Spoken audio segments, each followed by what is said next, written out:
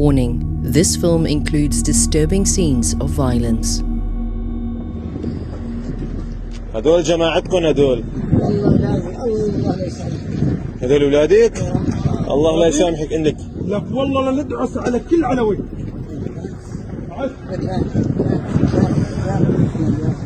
رح ندعس عليكم إن شاء الله قريبا إن شاء الله لأنه أنتم اللي بديتوا نعم أنتم اللي بديتوا أنتم اللي بديتوا يسامح بدأ أنتم غدارين قاتلوا أهل السنة ولادي أنتم الغدارين أنتم غدارين أعطيناكم الأمان لكن غدرتوا فينا أنتم فشرتوا أولادك هدولي يلا استلمي أولادك استلميهم استلميهم. The dead men in this video were reported to be the woman's son and grandson. The video was filmed here in Salurin on the Syrian coast. It was posted online after 4 days of extreme violence and revenge killings engulfed several coastal cities in March 2025.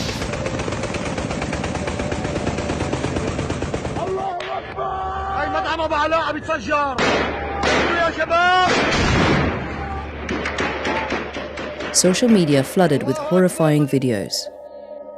People being abused, gunned down, executed at close range.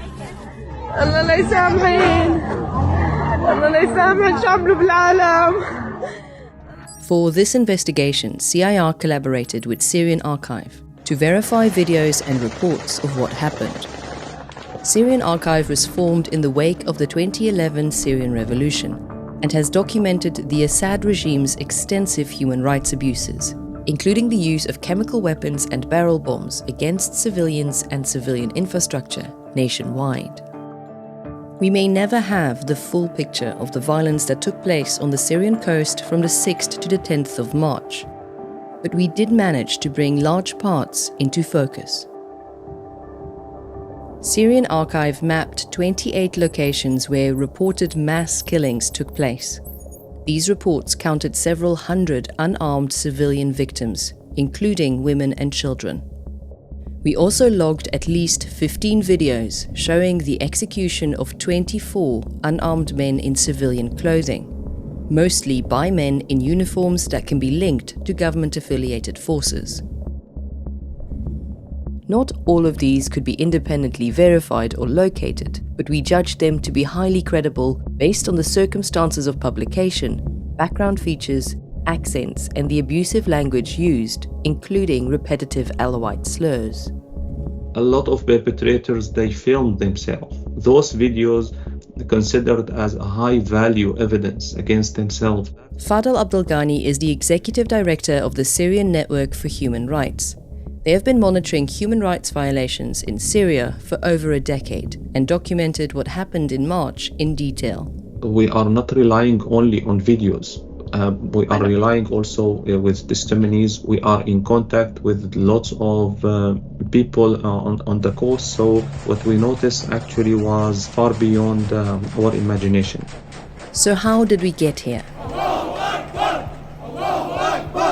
With the fall of Assad's dictatorship in December 2024, the new government promised to bring an end to sectarian violence, a promise that was broken 3 months later. It was the publication of several videos by one man that signaled the start of the 4 days of violence. This man is said to be Muqdad Fatia and appears to be the leader of a militia supporting ousted dictator Bashar al-Assad.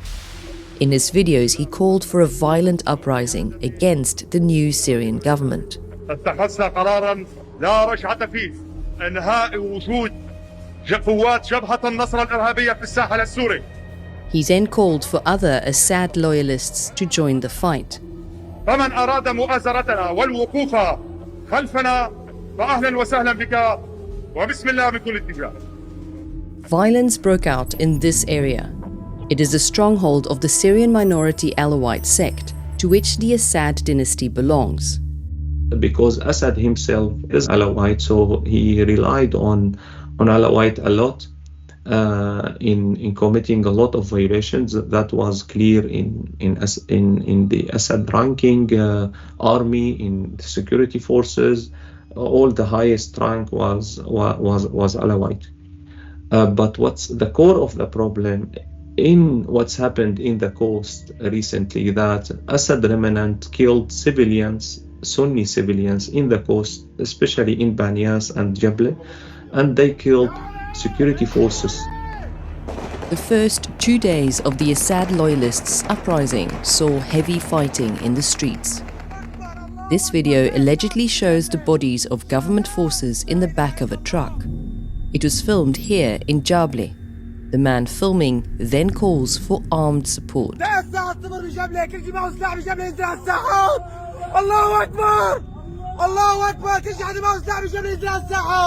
The many calls for backup were answered swiftly by several government-affiliated armed groups who rushed in from other parts of the country.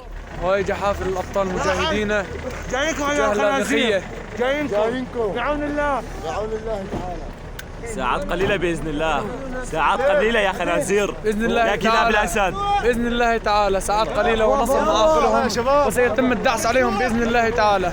سنية سنية سنية سنية سنية سنية سنية سنية بدنا بيد العلويات بدنا بيد العلويات.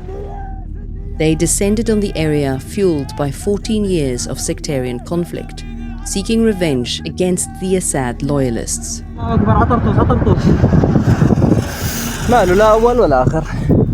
هلا هيش بدكم يا علوية يا خنازير؟ والله آلاف سيارات والله.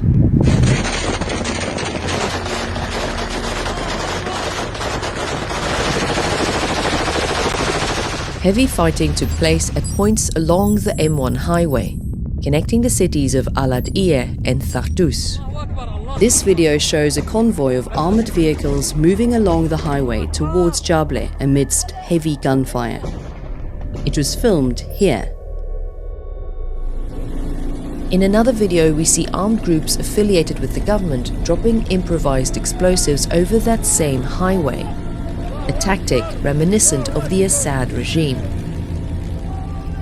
When the camera shows the coastline, we can match the road and this structure, and we can already see two large fires along the highway.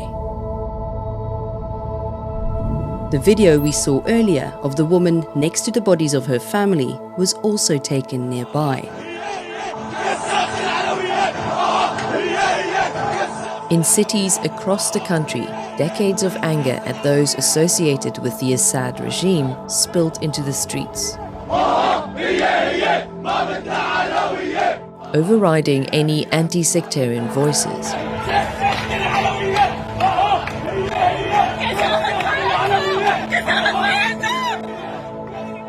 As government-affiliated forces gained back control, the violence did not end. The Alawite community as a whole was blamed for the attempted uprising. In the following days, hundreds of mostly Alawite fighters and civilians were killed. The Syrian Network for Human Rights reported at least 800 extrajudicial killings took place between the 6th and the 10th of March 2025.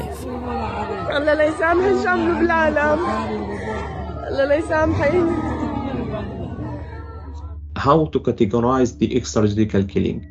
When non-state actors, Assad remnants, killed civilians or security forces, this is extrajudicial killing. On the other hand, when a group, security forces, Hamzat, Amshad, those armed group, killed civilians, Alawite civilians, this is extrajudicial killing. And when they arrested a lot of Assad remnants and disarmed them, so they became prisoners, and then they killed them. So those also are extrajudicial killing. We totally condemn the both violations. That should be obvious. Countless videos were shared online, showing unarmed men in civilian clothing being verbally and physically abused by fighters in uniforms linked to government-affiliated forces.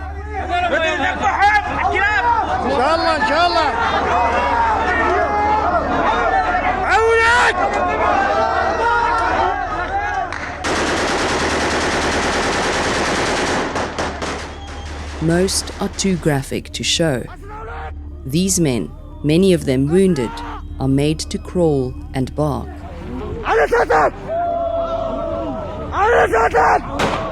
They were often abused with Alawite slurs.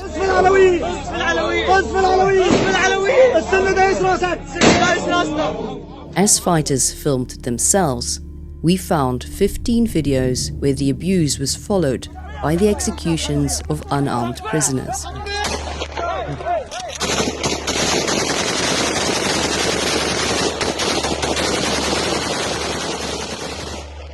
The vehicle we can see here is an official police car, and along with the uniforms worn by perpetrators, indicates Syrian security forces were present.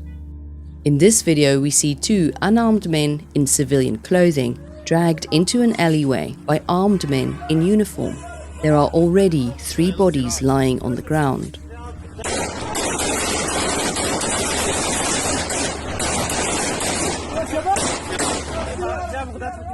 Besides videos of abuse and executions, there were also countless videos and photographs of mass killings.